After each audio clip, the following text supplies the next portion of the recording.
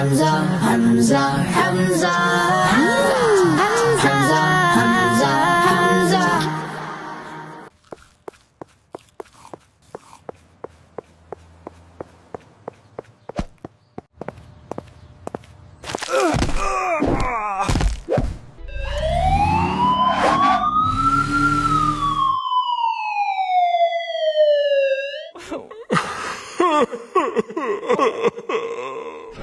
प्रिय बच्चाहरू, कहिलेकाहीँ सानो लापरवाहीले ठूलो समस्या निम्त्याउन सक्छ।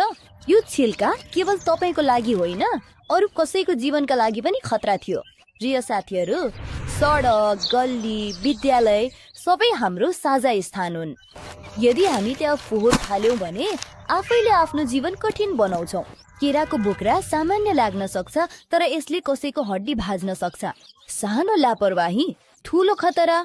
सानो लापरवाहीले ठूलो खतरा निम्त्याउन सक्छ। फलफूल खाँदा त्यसको बोक्रा डस्टबिनमा फाल्नुहोस् र बाटोमा नफाल्नुहोस् र कसैको लागि समस्याको कारण नबन्नुहोस्। डस्टबिनले केवल फोहोर मात्र राख्दैन, यो हाम्रो संस्कारको प्रमाण पनि हो कि हामी आफ्नो वरिपरि कति सफा राख्छौं। सफाई अपनाउनुहोस् र आफैलाई रोग र समस्याबाट जोगाउनुहोस्। सफाई अपनाउनुहोस्, रोग भगाउनुहोस्, फोहोर नफैलाउनुहोस्, स्वास्थ्य पाउनुहोस्। Hamza, Hamza, Hamza, Hamza, Hamza, Hamza.